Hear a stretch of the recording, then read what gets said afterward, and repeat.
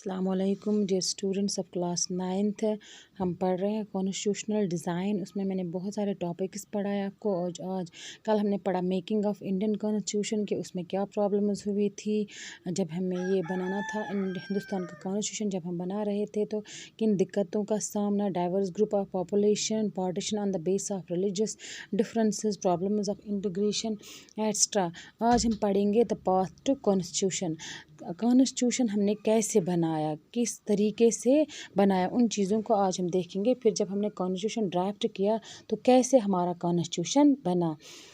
तो हमारे पास एक एडवांटेज था। अगर हम पहले साउथ अफ्रीका की बात करेंगे, साउथ अफ्रीका के पास कोई एक्सपीरियंस नहीं था, लेकिन उनका मसला इतना मुश्किल नाजुक नहीं था कि जितना हमारा था जब हमें कॉन्स्टिट्यूशन बनाना था, क्योंकि उन्हें इतना ही था। उनके जो मुल्क में साउथ अफ्रीका में यही एक प्रॉब्लम थी, उनको ब्लैक वाइट या वही डिस्क्रिमिनेशन प्रॉब्लम थी, अपार्थाइड जो मैंने आपको पढ़ा है। लेकिन यहाँ पर कुछ मुश्किल सा था, लेकिन हमारे पास एक एडवांटेज है कि हमने जब साउथ अफ्रीका के हालात देखे, फिर हमारे जहन एक डेवलप्ड कॉन्सेंस हुआ पैदा। या जब हम आज़ादी के लिए लड़ रहे थे, जब इंडियन फाइटर्स जो थे, जब फ्रीडम स्ट्रगल चल रहा था ब्रिटिश के ख़िलाफ़, तो उस टाइम भी हमारे पास एक कॉन्सेंस पैदा क्रिएट हुआ था, एक सोच विचार हुआ था कि हमें अपना कॉन्स्टिट्यूशन होना चाहिए। तो और क्या क्या होना चाहिए हमारे कॉन्स्टिट्यूशन में, गो कि हमारे पास एक एक्सपीरियंस मौजूद थी कि हमारा कॉन्स्टिट्यूशन कैसा होना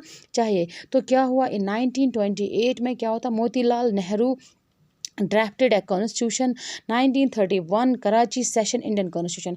कहते हैं कि 1928 में मोतीलाल नेहरू ने बनाया था, एक चिट्ठा, एक ड्राफ्ट किया था कॉन्स्टिट्यूशन। मतलब एक लेटर बनाई थी, एक चिट्ठी जैसी, मतलब बनाया था उन्होंने। एक अपने पास एक प्रोग्राम था कि हमारा कॉन्स्टिट्यूशन अगर बनेगा तो उसमें क्या क्या चीज़ें होनी चाहिए और क्या कैसा होना चाहिए। और जब कराची सेशन हुआ तो वहाँ पर इंडियन कॉन्स्टिट्यूशन का रेजोल्यूशन पास हुआ कि अगर हमारा कॉन्स्टिट्यूशन फ्यूचर में बनेगा तो कैसा होना चाहिए और उसमें क्या क्या चीज़ें होनी चाहिए। और उसी वक्त ज़्यादा ये पॉलिटिकल क्राइसिस भी हुआ था पाकिस्तान और हिंदुस्तान को लेकर, क्योंकि यहाँ से मोतीलाल नेहरू भी एक लॉयर थे और वहाँ से अली मोहम्मद जिन्ना को आप जानते हैं। जब पार्टीशन हुआ था तो अली मोहम्मद जिन्ना ने उसी टाइम ये डिमांड की थी कि नहीं, हमें एक अलग अपना देश होना चाहिए और उसमें अलग एक संविधान, एक कॉन्स्टिट्यूशन होना चाहिए। उनकी डिमांड ये रही थी। तो फिर क्या, और तीसरा पॉइंट क्या था, फेमिलियरिटी विद पॉलिटिकल इंस्टीट्यूशंस।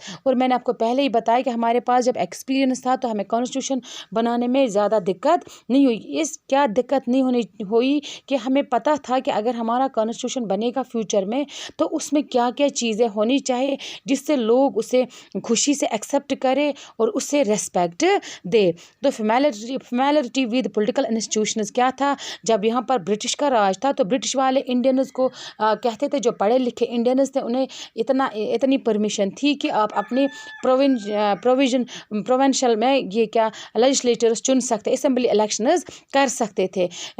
तो उस दौरान जब वो इलेक्शंस करते थे, जो हमारे लेजिस्लेटर्स थे वो इंडियन के ही होते थे, वो हमारे अपने लेजिस्लेटर्स जो होते उस इलेक्शन में हुआ करते थे वो हिंदुस्तानी हुआ करते थे। तो जब हिंदुस्तानी इस पॉलिटिकल में जाते थे, ये इलेक्शंस प्रोविंशियल इलेक्शन जीतते थे, तो उन्हें पता चलता था कि कहाँ पर जो ये पॉलिटिकल इंस्टीट्यूशंस है ये कैसे चलाने हैं और कहाँ पर कैसे लॉज को अपनाना है, और कैसे वो इस चीज़ से जान पहचान हो गए थे कि किस चीज़ से, पॉलिटिकल इंस्टीट्यूशन से, कि अगर हमारे यहाँ कल पॉलिटिकल प्रॉब्लम हो जाएगी तो हमें उससे कैसे उभरना है, कैसे कहाँ पर क्या ला लगाना है। ये इससे फेमिलियरिटी हुए थे हिंदुस्तान के लोग थे, इन्हें ज़्यादा मुश्किल नहीं हुई थी। इलेक्शन 1937 की बात मैं कर रही हूँ। जब 1937 में इलेक्शन हुआ था ड्यूरिंग ब्रिटिश के दौरान, तो वहाँ पर हिंदुस्तानी लोगों ने जीता था। कुछ लोग जो लेजिस्लेटर्स हैं, एग्जीक्यूटिव्स थे, वो हमारे अपने ही थे, जो इस चीज़ से फेमिलियर हुए थे कि अगर कल हमारा कॉन्स्टिट्यूशन होगा तो कैसा होना चाहिए।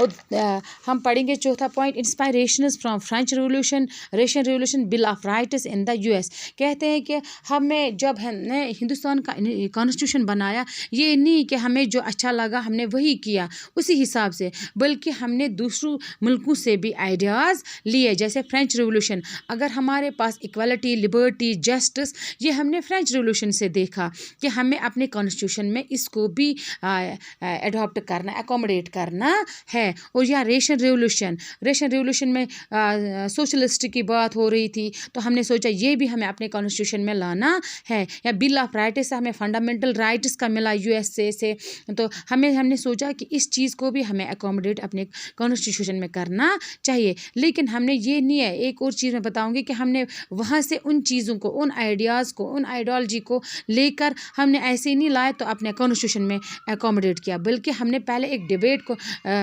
इंडियन कॉन्टेक्स्ट में लाया, फिर इस चीज़ पे डिस्कशंस हुए, डिबेट्स हुए कि क्या हमारे कॉन्स्टिट्यूशन में ये फ़ायदेमंद ये चीज़ें हैं, तो तब जाकर हमने अपने कॉन्स्टिट्यूशन में इसको एकोमोडेट किया। तो यही था कि अगर हमने कॉन्स्टिट्यूशन बनाया तो कैसे बनाया, किस तरीके से बनाया। हमारे पास एक्सपीरियंस पहले ही से थे, जब हमारी फ्रीडम स्ट्रगल चल रही थी, उस दौरान हमारे दिमाग में ये विचार आया था कि हमारा अपना कॉन्स्टिट्यूशन होना चाहिए। और साउथ अफ्रीका से जब उनकी स्ट्रगल चल रही थी तो उससे भी कुछ एडवांटेज हमें मिला। तो 1928 में मोतीलाल नेहरू ने एक ड्राफ्ट बनाया था, एक चिट्ठी बनाई थी किसको लेकर, इंडियन कॉन्स्टिट्यूशन को लेकर। जब कराची सेशन 1931 में हुआ तो वहाँ पर इंडियन कॉन्स्टिट्यूशन रेजोल्यूशन पास हुआ था कि हमारा जब फ्यूचर में कॉन्स्टिट्यूशन होगा वो कैसा होना चाहिए। मोतीलाल नेहरू ने ड्राफ्ट में वो सब लिखा था।